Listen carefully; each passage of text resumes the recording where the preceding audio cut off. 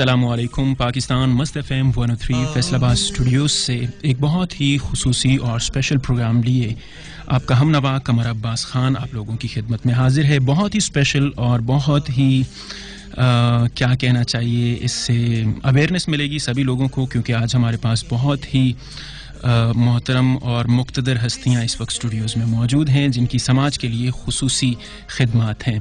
Programme को शुरू करने से पहले आपको थोड़ा सा इसकी आउटलुक बताते चलें कि ये प्रोग्राम है क्या।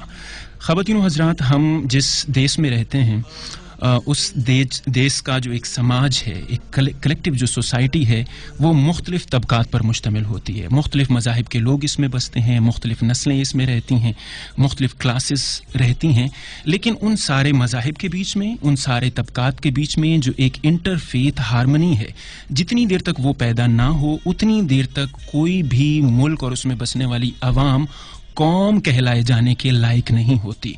तो क्या पाकिस्तान का जो समाज है वो एक कौमी धारे में आ पाया है या नहीं आ पाया, और अगर उसके रास्ते में कुछ रुकावटें हैं तो वो कौन सी हैं? इस बारे में हमारे साथ आज महवे गुफ्तगू रहेंगी piece and development foundation for interfaith harmony and human rights miss Romana Bashir, आप एग्जीक्यूटिव डायरेक्टर हैं। आपको हम प्रोग्राम में खुशामदीद कहते हैं। इसके अलावा हमारे साथ स्टूडियोज़ में मौजूद रहेंगे काजी अब्दुल कदीर खामोश, आप चेयरमैन हैं मुस्लिम क्रिश्चियन फेडरेशन इंटरनेशनल के, और साथ ही हमारे साथ मौजूद होंगे father Iftikhar moon, OP, parish in charge हॉली रोजरी चर्च फैसलाबाद से इनका ताल्लुक है। आपको भी हम प्रोग्राम में खुशामदीद कहते हैं।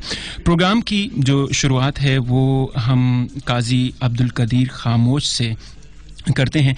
काजी साहब, हमारी जो सोसाइटी है इसमें जो सबसे बड़ा बहरान है, आप क्या समझते हैं एक बहैसियत कौम कहलाए जाने में जो दुश्वारी का सबब बनता है, जो सबसे बड़ी अड़चन या रुकावट का सबब है, कौन से ऐसे मसाइल हैं?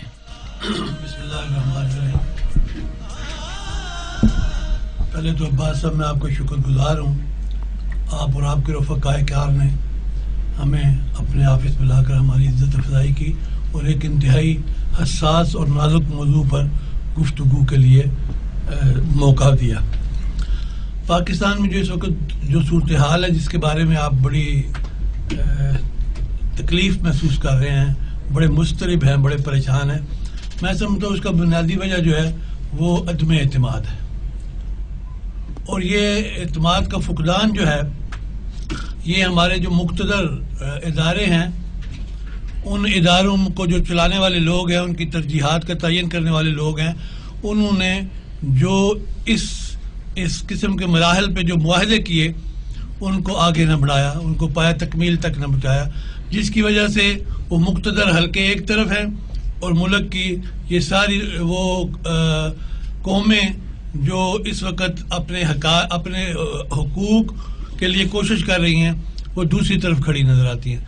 तो मैं समझता हूँ जब तक इनकी जो मुक़्तदर क़यादत है उसको बुलाकर उन तहफ़्फ़ुज़ात को दूर न किया जाए, उस वक्त तक मुआशरे का मुस्बत और तामीरी रुख पर आगे बढ़ना नामुमकिन है। आप समझते हैं कि जितनी भी जो मुक़्तदर पार्टियां हैं, जो सारी अमन आमा के नाम पर लोगों के बीच में इंटरफेथ डेवलप करती हैं, क्या वही लोग और वही पार्टीज़ तो इस हंगामों का, या हम क्या कह सकते हैं, जो अदम एतमाद है उसका सबब तो यही पार्टियां तो नहीं बन जाती? क्योंकि एक जगह पर जाकर हमें ये मतलब ऐसा मंजरनामा पेश होने लगता है कि they are doing their jobs, they are keeping their shops.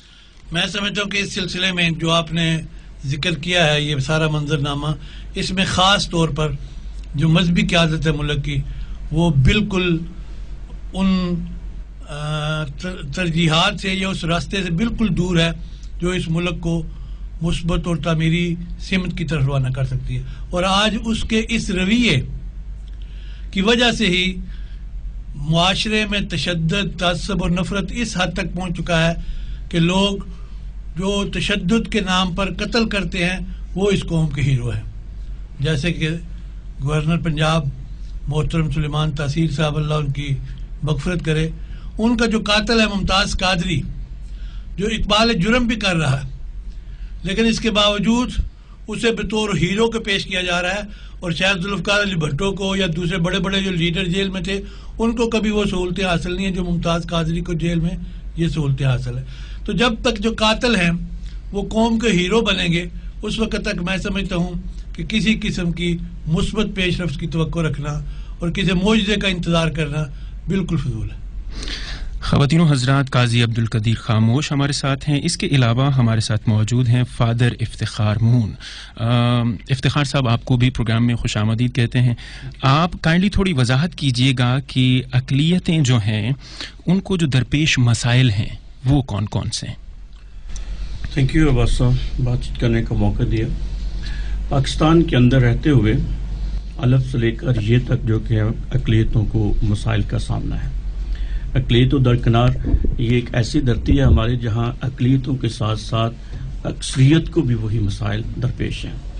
ہمیں جابز کے لیے بہت سارے مسائل درپیش ہیں. لاسٹ حکومت میں فوزیہ نے ایک بات کہی تھی کہ آج سے 20 سال پہلے جو منارٹیز تھیں وہ صرف سینٹری ورکر کا کام کرتی تھیں، لیکن یہ نہ ہونے والی بات ہے کیونکہ اقلیتوں نے پاکستان کو بنانے میں اور پاکستان کی فلاح کے لیے، پاکستان کی بہبود کے لیے اور اس کو ڈیولپ کرنے کے لیے بہت سا کردار ادا کیا ہے. چاہے وہ آرمی میں ہو، چاہے وہ ایئر فورس میں ہو، سوشل سیکٹرز میں ہو، چاہے وہ کسی بھی سطح پر ہیں، ان اقلیتوں نے پاکستان کو ڈیولپ کرنے میں بہت کردار ادا کیا ہے. وجہ یہ ہے کہ ہم ابھی تک کسی پوائنٹ پہ پہنچ نہیں سکے، ہم ابھی تک ایک مستقل مزاج قوم بن نہیں سکے، ہم اپنے درمیان ابھی تک ہم آہنگی لا نہیں سکے. اور ہم آہنگی اس لیے ضروری ہے تاکہ ہم اپنے ملک میں امن لا سکیں، سلامتی لا سکیں، اطمینان لا سکیں. اور جب تک یہ ہم آہنگی جو لفظ ہے یہ انسانوں کے درمیان ہے، ہم آہنگ ہونا کسی خاص مقصد کے لیے، اور وہ مقصد ہے اپنے ملک پاکستان میں امن لانا. جب پاکستان میں امن ہوگا تو پھر ہی سب کے حقوق کی بات کی جائے گی اور پھر ہی سب کو حقوق بھی ملیں گے. ہم بھی یہ ملک پاکستان جتنا اکثریت کا ہے اتنا ہی اقلیتوں کا ہے اور اس کے برابر کے شہری ہیں. ہم اس کے کوئی 2 نمبر شہری نہیں ہیں. اگر اس کے لیے اکثریت کا خون بہا ہے تو اس کے لیے اقلیتوں کا خون بھی بہا ہے، اور یہ ہماری دھرتی ماں ہے.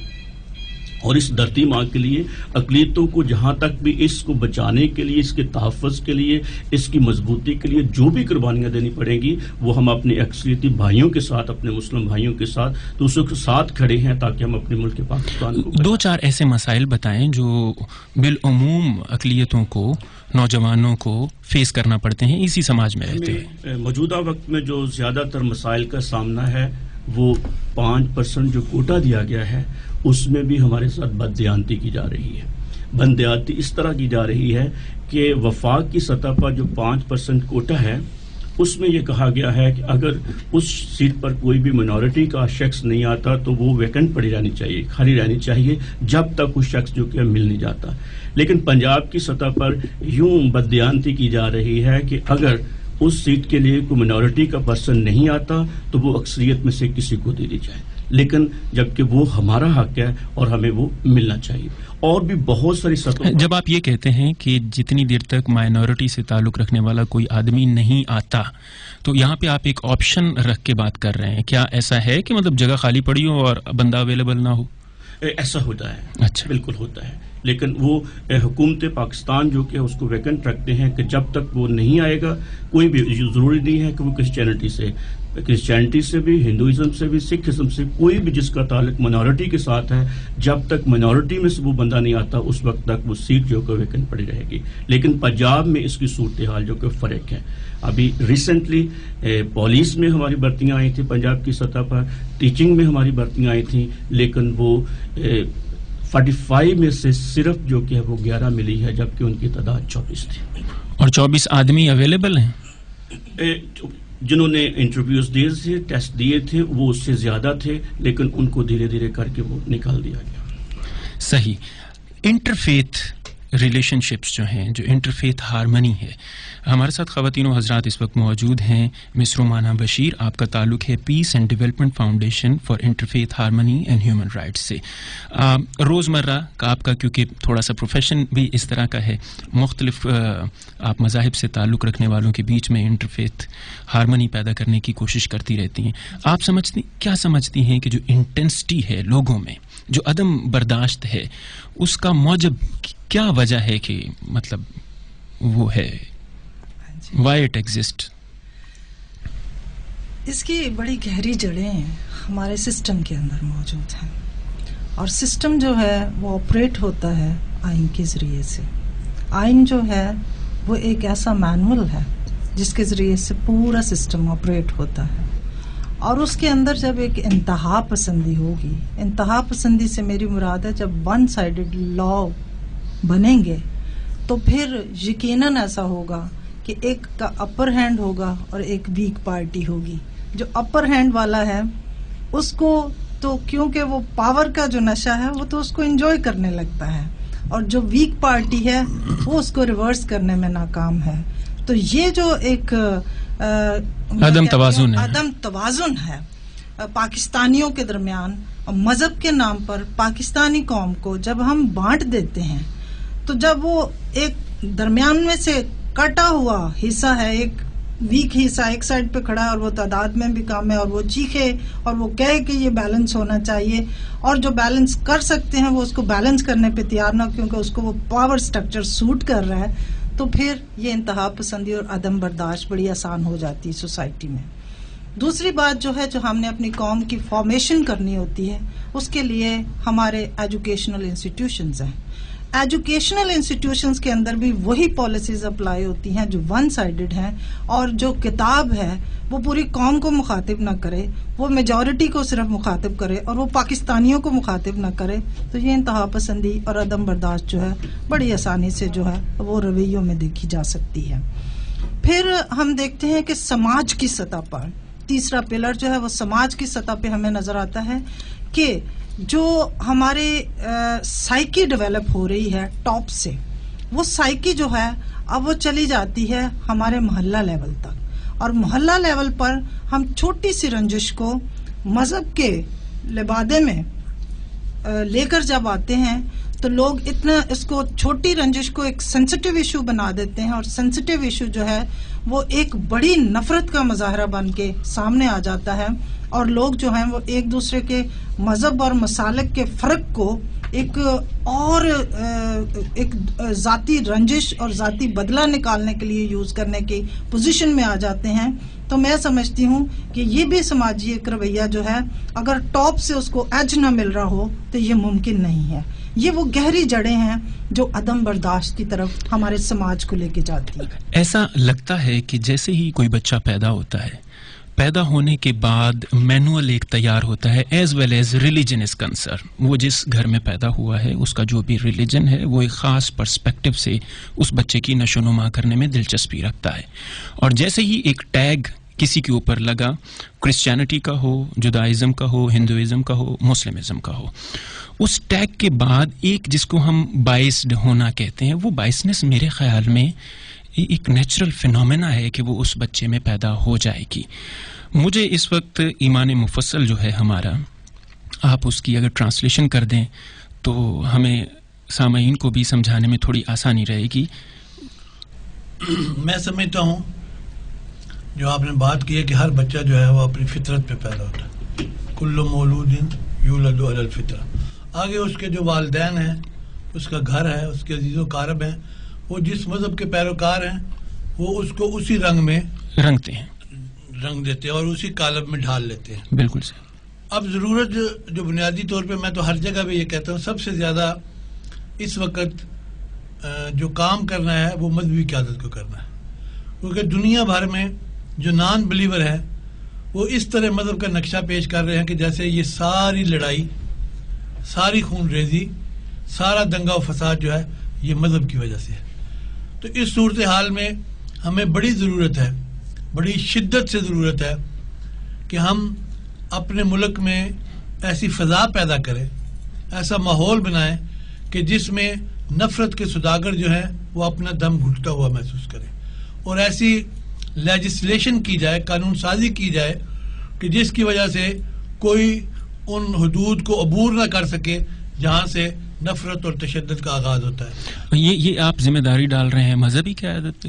مذہبی قیادت کا کام ہے کہ ایسا ماحول بنا کے رکھے کہ مذہبی قیادت جب بن گئی، مذہبی قیادت جو مختلف مذاہب کی قیادت اپنے اپنے ترجمان کر رہی ہوں گے تو مجھے لگتا ہے مجھے یہ گھاتک معلوم پڑتا ہے کہ جب میں نمائندگی کر رہا ہوں فرض کریں کرسچینٹی کی and you are Muslimism and he is Hinduism and he is Buddhism so then we are very conscious کہ ہم اپنے اپنے مفادات کی جنگ لڑ رہے ہوں گے اور ایک بھیڑ چال اور ایک وہاں پہ خلفشار تو پیدا ہوگا ہی.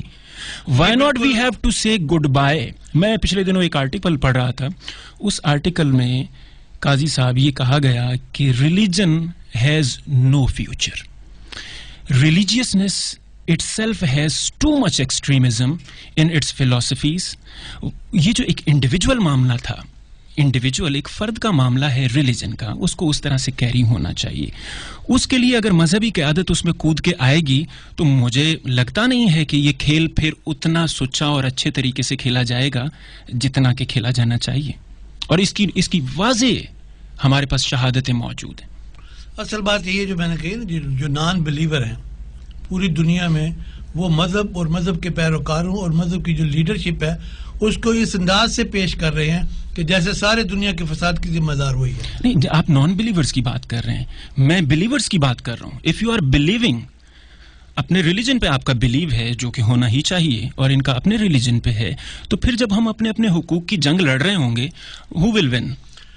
بالکل یہ صحیح بات ہے, اور اس وقت جو معاشرہ ہے اسی کیفیت سے دو چار ہے, لیکن اس سے نکالنا جو ہے وہ بھی ہمارا مذہبی قیادت کا کام ہے. بنیادی طور پر جو ابھی آج پی ڈی ایف کے زیر اہتمام ایک ٹریننگ بھی چل رہی تھی 3 روزہ, اس میں بھی فادر صاحب نے بات کی ہے, میں بھی اس کو تھوڑا سا اضافے کے ساتھ دہراتا ہوں کہ یہ جو مذہب ہے بنیادی طور پر وہ مسیحی ہو, یہودی ہو, وہ اسلام ہو, وہ کسی نفرت اور تشدد کی دعوت نہیں دیتا. ان تمام مذاہب کی جو دعوت ہے وہ امن اور محبت کی ہے. لیکن اب ضرورت کیا ہے کہ کچھ گروپس جو ہیں, کچھ دھڑے جو ہیں, وہ اپنے مخصوص ایجنڈے کو مذہب کا لبادہ پہنا کر یا مذہب کی آڑ لے کر یا مذہب کی چھتری کے نیچے آگے بڑھنا چاہتے ہیں. ہمارا یہ فرض منصبی ہے کہ ہم ایسا ماحول پیدا کریں کہ جس میں وہ اسلام کا نام, مسیحیت کا نام, یہودیت کا نام جو ہے وہ اپنے پولیٹیکل مقاصد کے لیے استعمال نہ کر سکیں. خواتین و حضرات, یہاں پر وقت ہوا چاہتا ہے ایک کمرشل بریک کا. بریک کے اس پار آئیں گے اور ہمارے ساتھ شریک گفتگو رہیں گی جناب مس رومانہ بشیر, قاضی عبدالقدیر خاموش اور فادر افتخار امون. امید ہے اس پار آپ ہمیں سنتے رہیں گے. This time check is brought to you by Nestle Pure Life. Stars are shining. It's 10 p.m. This time check was brought to you by Nestle Pure Life. Nestle Pure Life. Behtar piyo, behtar jiyo. This program was sponsored by. Make this summer even hotter with Pizza Hut's blazing summer offers. And Mana love food, got love at 7-Up. Love, love, love, 7-Up. सुन, जे मैं ते तू मिल जाइए ते तो दिलां दी तरंग बढ़ जावे. किवें तरंग दे नवे हम तुम पैक तो ऐ बनावे 2 कप चाह दे सिर्फ 5 रुपया च. तरंग चाह दा सही जोड़. अरे इनाम भाई, क्या हाल चाल है यार? रेडियो सुन रहे हो? पहले मेरी एक बात सुनो भाई, माल पहुंच गया ना सारा, अब पेमेंट भिजवा दे. क्या हुआ भैया, दूर है, भाई खराब है? टेंशन की कोई बात नहीं, अभी करीबी इजी पैसा शॉप पर जाएं और उसे मेरा बैंक अकाउंट नंबर बताएं और पेमेंट भिजवा दें. पाकिस्तान के पहले और सबसे बड़े मोबाइल मनी नेटवर्क से. अब पेमेंट की वसूली बात है मामूली. अकाउंट किसी भी बैंक में हो, पूरा हफ्ता कभी भी पाकिस्तान भर में 45,000 से जायद इजी पैसा शॉप से जितनी चाहे पेमेंट्स डायरेक्ट अपने अकाउंट में मंगवाएं. ये आसानी इजी पैसा मोबाइल अकाउंट पर भी दस्तयाब है. साथ ही इजी पैसा की और बहुत सी सहूलियात से भी फायदा उठाएं. खुश रहिए जनाब, रसीद SMS में आ गई है. पेमेंट की वसूली इतनी आसान. इजी पैसा, बदले जिंदगी आसानी से. ख़वातीन व हज़रात, मस्त FM 103 फैसलाबाद स्टूडियो से एक एक्सक्लूसिव प्रोग्राम आप इस वक्त सुन रहे हैं और यहाँ पर मैं आप लोगों के साथ सुप्रीम कोर्ट का एक बहुत ही امپورٹنٹ نوٹ پہ انہوں نے ایک فیصلہ سنایا ہے جو سپریم کورٹ کی نہیں بلکہ پاکستان کی بحیثیت قوم بننے کے خواب کی طرف ایک بہت بڑا قدم ہے، اور یہ ہے کہ توہین مذہب کا جو قانون ہے وہ ہر مذہب کی تضحیک پر لاگو ہوتا رہے گا. کسی بھی مذہب کی تضحیک کرنا قانوناً جرم ہے. دوسرا یہ کہ جتنے بھی ملک میں بسنے والی اقلیتوں کی عبادت گاہیں ہیں ان کے تحفظ کے لیے خصوصی پولیس فورس جو ہے اس کے بھی آرڈرز آئے ہیں کہ انہیں پریپیئر کیا جائے، تیار کیا جائے. سپریم کورٹ نے ملک میں اقلیتوں کے حقوق سے متعلق از خود نوٹس پر فیصلہ سناتے ہوئے حکومت کو حکم دیا ہے کہ وہ اقلیتوں کے حقوق کے تحفظ کے لیے ایک خصوصی کونسل بھی تشکیل دے جو پاکستان کے آئین میں اقلیتوں سے متعلق دیے گئے حقوق پر عمل درآمد کو یقینی بنائے. عدالت نے اپنے حکم نامے میں ایسے افراد کے خلاف سخت کارروائی کرنے کا بھی حکم دیا ہے جو سوشل میڈیا پر اقلیتوں یا مذہب کے بارے میں نفرت انگیز مواد پھیلاتے ہیں. آئین اٹ سیلف ایک بہت بڑا فیصلہ ہوتا ہے جو بہت سارے لوگوں نے مل کے بنا لیا ہوتا ہے، اسی کو آئین کہتے ہیں. کلیکٹیو وزڈم ہوتی ہے. اس کے بعد ہماری سپریم کورٹ اس کی انفورسمنٹ پر اپنی رائے دیتی ہے. یہ ایک بدقسمتی ہے. دوسرا یہ ہے کہ مذہب کو اٹ سیلف آپ جو ماڈرن لائف ہے ہماری جو جدید دنیا ہے اس میں کہاں دیکھتے ہیں اسے؟ آپ تینوں سے یہ میرا سوال ہے، لیکن پہلے قاضی صاحب آپ سے.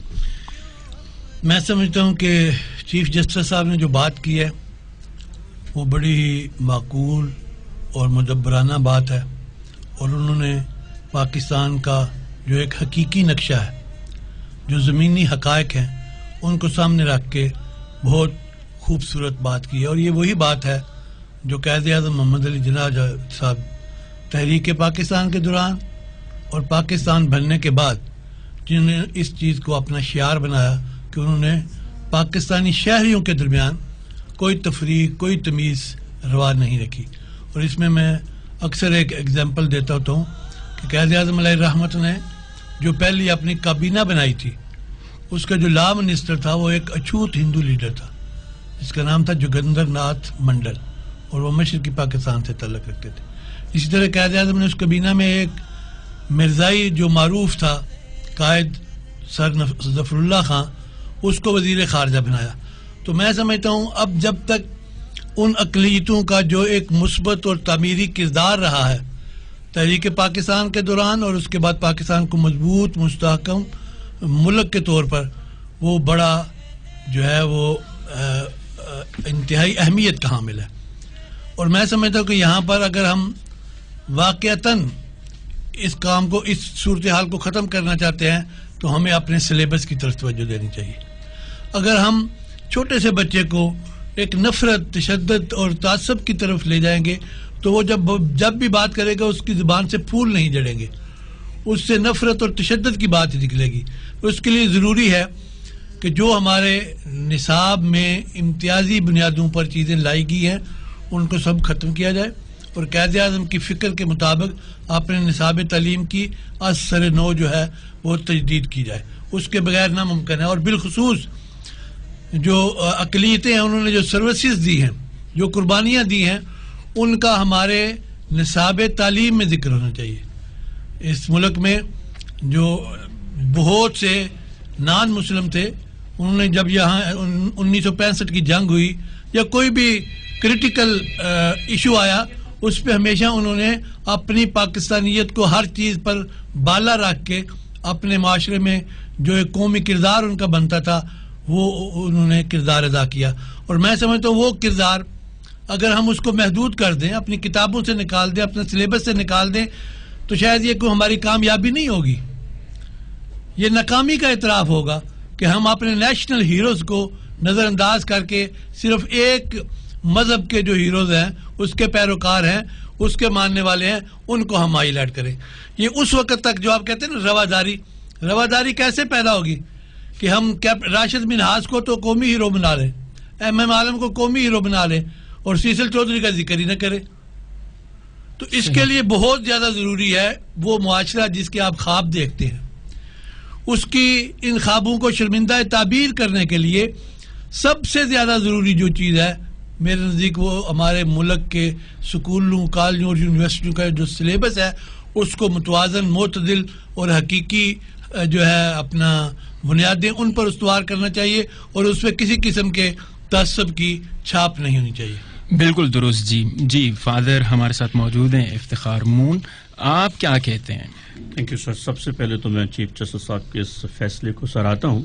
خصوصی طور پر اقلیتوں کے حوالے سے میں سمجھتا ہوں کہ ایسا پیغام دے کہ انہوں نے اقلیتوں کا دل مو لیا ہے اور ہم ان کو سلوٹ پیش کرتے ہیں ان کی صحتیابی کے لیے اور درازی عمر کے لیے دعا کرتے ہیں کہ ایسے لوگوں کی پاکستان میں ضرورت ہے جو بطور انسانوں کے لیے سوچ سکیں. دوسرا آپ نے بہت خوبصورت کویشچن کیا ہے کہ ماڈرنزم میں اب مذہب کی کیا حیثیت ہوگی یا مذہب کہاں کھڑا ہوگا. اس ایبسلیوٹلی ٹرو ہے کہ یورپ کی طرف دیکھتے ہیں تو مذاہب کے اندر بہت سا ڈکلائن جو کہ آ چکا ہے, لیکن اگر ہم پاکستان کی سطح پر دیکھتے ہیں تو یہ اتنی ہی تیزی سے آگے بڑھ رہا ہے, لیکن اس کی سمت جو کہ ہے وہ ٹھیک نہیں ہے. مذہب در حقیقت ہے کیا؟ مذہب ایک راستہ ہے, ایک انسان کے پاؤں کے لیے ایک چراغ ہے, ایک روشنی ہے جو اسے اس کی منزل کی طرف لے کر جاتا ہے. لیکن مذہب کے اندر رہتے ہوئے کچھ کردار ہیں جن کو مذہب کی صحیح تشریح کرنی ہے, صحیح ڈیفینیشن دینی ہے تاکہ لوگوں کے لیے وہ بھلائی پیدا ہو سکے.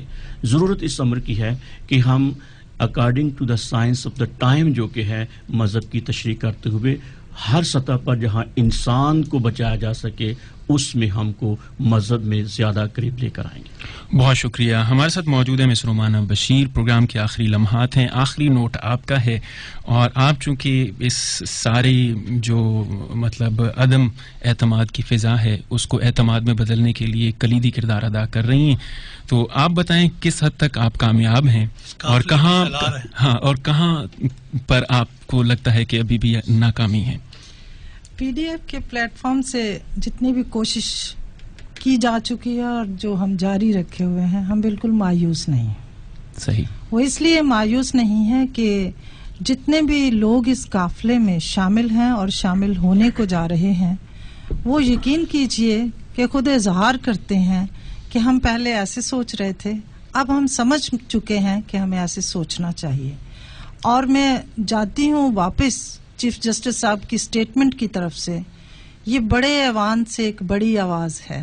میں سمجھتی ہوں کہ یہ ہم جیسے لوگ جو کام کرنے والے ہیں لوگوں کو انسانوں کو جوڑنے کے حوالے سے, یہ ان کے لیے ٹھنڈی ہوا کا جھونکا ہے اور ہمیں بڑا اسٹرینتھن کرتی ہے یہ بات کہ جب ادراک ہوتا ہے اور جب احساس ہوتا ہے کہ وہ پسے ہوئے طبقات جو ہیں ان کے لیے آواز لگائی ہے. چیف جسٹس صاحب نے اس ایوان کی توجہ دلائی ہے جہاں سے لیجسلیشن بنتی ہے, آتی ہے باہر, اور لیجسلیشن کو کیسے اپلائی ہونا چاہیے سوسائٹی میں وہ کیوں نہیں ہو رہی ہے.